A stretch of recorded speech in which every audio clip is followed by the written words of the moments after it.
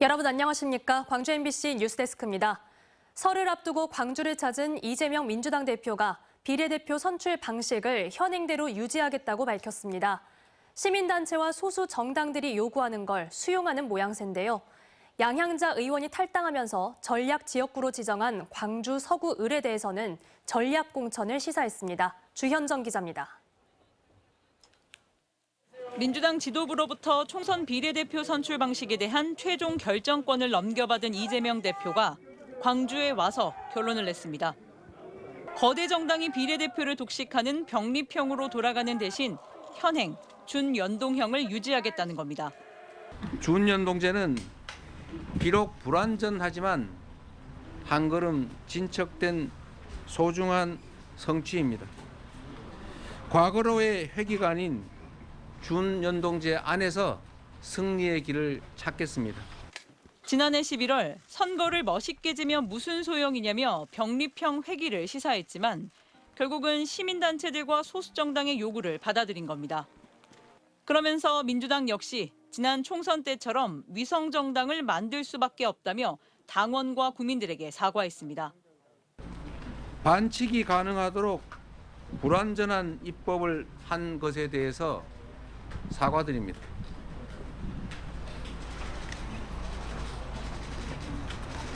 위성정당 금지 입법을 하지 못한 점을 사과드립니다. 게임의 룰을 두고 일었던 논란에 대한 이재명 대표의 결정에 지역 시민단체들과 소수정당들은 대체로 환영하는 논평을 냈습니다. 양향자 의원이 탈당하면서 전략지역구가 된 광주 서구 을에 대해서는 경선이 언제나 국민 눈높이에 맞는 선출 방법이라고 할 수 없다며 전략 공천을 염두하고 있음을 시사했습니다. 이재명 대표는 이어 이곳 양동시장을 찾아 상인들과 현장 간담회를 갖고 점포를 돌아다니며 민심을 청취했습니다. 전통기장 먹고 살게 해주세요. 꼭 지금 너무 힘들어요 진짜. 나도 좀 사양했다. 이것도 내가 준비했는데. 민주당은 내일부터 1차 경선 탈락자를 발표하면서 본격적인 총선 레이스에 들어갑니다. 중앙당은 오는 20일을 전후해 경선을 마무리한다는 계획입니다. MBC 뉴스 주현정입니다. 광주 서구 을의 양향자 의원이 경기 용인시 갑으로 지역구를 바꿔서 총선에 출마한다고 선언했습니다. 양향자 개혁신당 원내대표는 오늘 국회에서 기자회견을 갖고 18살 양향자가 입사한 곳이 용인의 삼성반도체통신 주식회사였다며 용인을 세계 반도체 수도로 세우겠다고 출마 이유를 밝혔습니다. 고졸로 삼성전자에 입사해 임원까지 올랐던 양 의원은 지난 총선에서 더불어민주당 소속으로 광주 서구 을에서 당선됐지만 탈당 후 한국의 희망을 창당하고 최근 이준석 대표가 주도하는 개혁신당과 합당했습니다. 광주 군공항 이전과 관련한 무안 지역의 여론이 바뀌고 있다는 소식 지난주에 전해드렸는데요. 하지만 김영록 전남지사와 김산 무안 군수의 설 연휴 이전의 회동은 무산됐습니다. 이 회동이 무산된 진짜 이유, 김진선 기자가 보도합니다. 김산 무안 군수가 김영록 전남지사와 만나겠다는 의지를 공식적으로 밝힌 건 지난달 14일. 김영록 지사와 적절한 시기에 별도로 만나겠다며 군공항 이전에 반대하는 무안 군민들의 입장을 설명하겠다는 뜻을 밝혔습니다. 광주 군공항과 민간공항 이전에 대한 무안 군민들과 저의 입장인 군공항 이전 반대에 대해서 확실하게 충분히 설명드리고 이해를 구할 생각입니다. 김영록 지사도 김산 군수가 만나겠다는 의지를 보인 데 대해 환영했습니다. 다만 공식 만남을 앞두고 물밑에서 의견을 나눠보고 있는 단계라며 협상과 절충을 거듭 강조했습니다. 전남 광주 시도민들에게 가능한 만났을 때 뭔가 그래도 뭔가 앞이 보인다 이렇게 돼야 되지 않겠습니까? 그래서 그런 노력을 하고 있다는 말씀을 드립니다. 그런데 전남지사와 무안 군수가 잇따라 만나겠다고 밝히면서 점쳐졌던 설 연휴 전 공식 회동은 무산됐습니다. 전라남도는 실무 협의를 하고 있는 단계로 시간이 촉박하다고 설명했지만 속내는 복잡합니다. 군민들의 입장을 그대로 설명하겠다는 무안군과 어느 정도의 변화를 원하는 전라남도가 입장을 좁히지 못하고 있는 겁니다. 이러는 사이 강기정 광주시장은 올해는 군공항 이전 사업에 더 속도를 내겠다고 공언하는 등 전남도와 무안군을 압박하고 있는 상황. 최근 잇따른 여론조사에서 무안군의 민심 변화가 포착되고 있는데도 20일 넘도록 첫 회동조차 성사시키지 못하면서 전라남도는 미흡한 대응력과 부족한 협상 의지를 다시 한번 드러냈습니다. MBC 뉴스 김진선입니다. 설 명절 준비로 마음이 바쁘시죠? 만만치 않은 물가 때문에 장보기도 부담되실 겁니다.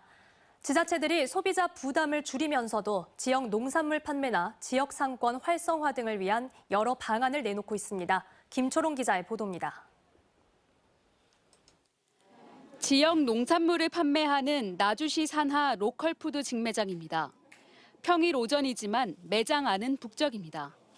유통 단계를 없애 시세보다 10%가량 가격이 저렴한 데다 명절 맞이 할인 상품도 있기 때문입니다. 멀리서도 찾아옵니다. 저희는 지금 강주에서 지금 계속 일이 오는데요. 할인도 많이 해주는 편이죠.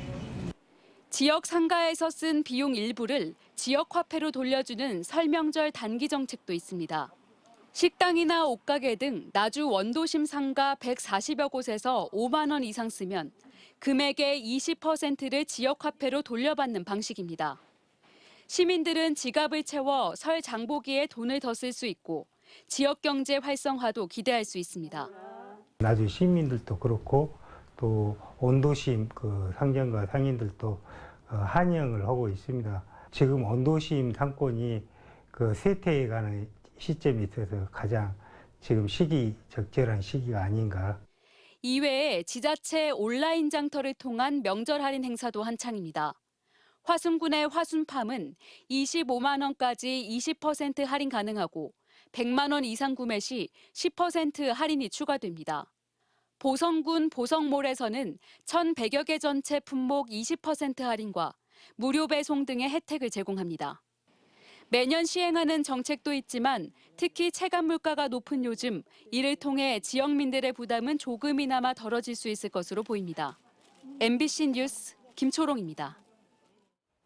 순천에서는 아파트 전세 보증금을 돌려받지 못한 임차인이 100명 넘게 발생했습니다. 대부분 20, 30대 청년으로 아직 피해 사실을 모르는 이들도 있어서 피해 규모가 더 늘어날 걸로 보입니다. 경찰도 수사에 들어갔습니다. 유민호 기자입니다. 환한 거실과 말끔한 주방, 오래된 아파트지만 깔끔히 수리된 집 내부를 보고 20대 직장인 김모 씨는 지난달 전세 계약을 맺었습니다. 하지만 그 집주인이 다른 임차인 수십 명에게 전세 보증금을 돌려주지 않고 있다는 소식을 접했습니다. 목돈과 대출로 마련한 전세금 6천여만 원을 떼일까 걱정입니다. 제가 상환을 해야 될 텐데 그게 안 되면 이제 돈을 넘어간다 하더라도 이걸 제가 어떻게 돈을 주고 사는지 목돈도 없는데 좀 답답한 마음입니다. 계약 만기가 얼마 남지 않은 한 임차인은 이사 계획을 접어야 할 판입니다. 계약 해지하겠다고 집주인한테 연락을 했었는데 1월 초부터 연락이 안 닿았고 총 7,300만 원의 전세금이 묶여있고요. 해당 집주인은 자기 돈을 들이지 않고 전세 보증금으로 집을 사들이는 이른바 무자본 갭 투자를 벌였습니다. 사들인 아파트는 140여 채, 전세금은 100억 원대로 추산됩니다. 돌려막기로 전세금을 반환하다가 자금 여력에 한계가 왔고 이를 받지 못한 일부 임차인에게 고소를 당했습니다. 아직 계약 만기가 다가오지 않아 피해 사실을 모르거나 다른 아파트에서도 전세 보증금을 돌려받지 못했다는 이들이 생기고 있습니다. 전세 보증금이 집값을 웃도는 깡통 전세 아파트를 중심으로 피해 규모가 늘어날 수 있다는 겁니다. 저희가 모임을 하고 있다, 서로 앞으로 대안을 마련하고 있다는 이야기를 듣고 다른 아파트 단지 또 원룸촌 이쪽에서도 계속 연락이 오고 있고요. 경찰은 공인중개업소를 압수수색하는 등 본격적인 수사에 들어갔습니다. 현재 40대 임대사업자와 공인중개사, 인테리어업자 등 4명을 사기 혐의로 입건했고 추가 피해 여부를 조사하고 있습니다. MBC 뉴스 유민호입니다. 경찰이 고소인의 동의 없이 고소장을 폐기해버리는 일이 일어나 고소인이 이럴 수 있냐며 분통을 터뜨리고 있습니다. 하지만 정작 경찰은 법적으로는 문제가 없다는 입장입니다. 천홍희 기자가 취재했습니다.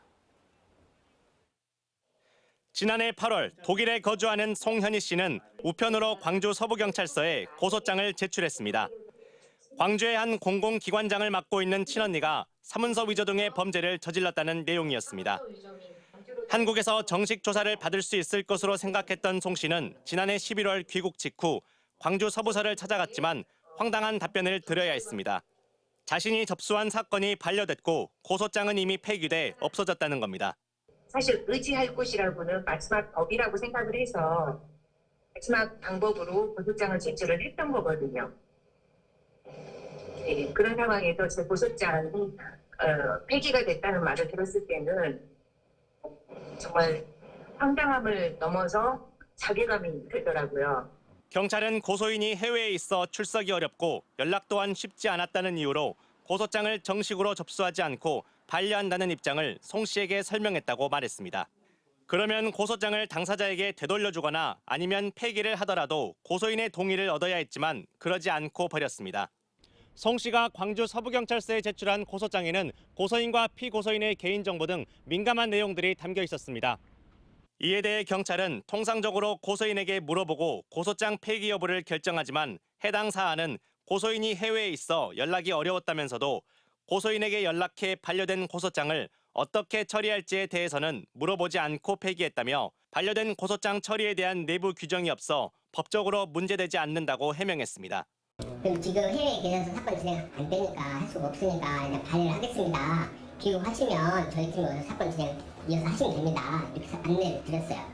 규정에 없다곤 하지만 당사자의 의견을 구하지 않고 경찰이 고소장을 임의로 폐기하는 것은 법적으로도 문제가 있을 수 있다는 게 전문가 의견입니다. 그 고소장에 중요한 증거가 증거 서류나 증거 자료나 그걸 폐기해버리면 그 민원인은 그 서류를 다시는 활용할 수 없죠.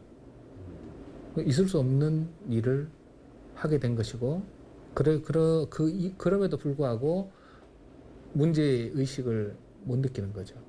송 씨는 새로 쓴 고소장을 경찰에 접수했는데 경찰은 이번 주 고소인과 피고소인을 불러 대질 조사를 할 예정입니다. MBC 뉴스 천홍입니다. 정의당과 녹색당의 선거 연합인 녹색정의당은 오늘 광주시당 창당 대회를 열고 광주 전남 3곳 이상에서 후보를 내겠다고 밝혔습니다. 강은미 정의당 비례대표 국회의원 등은 광주시 의회에서 기자회견을 열고 지역 자치분권과 양당 기득권 타파를 기치로 새로운 정치 체제와 사회 변화를 위해 나아가겠다고 강조했습니다. 언제 어디서나 내 손 안의 뉴스. 광주 MBC 뉴스 유튜브 구독으로 함께하세요.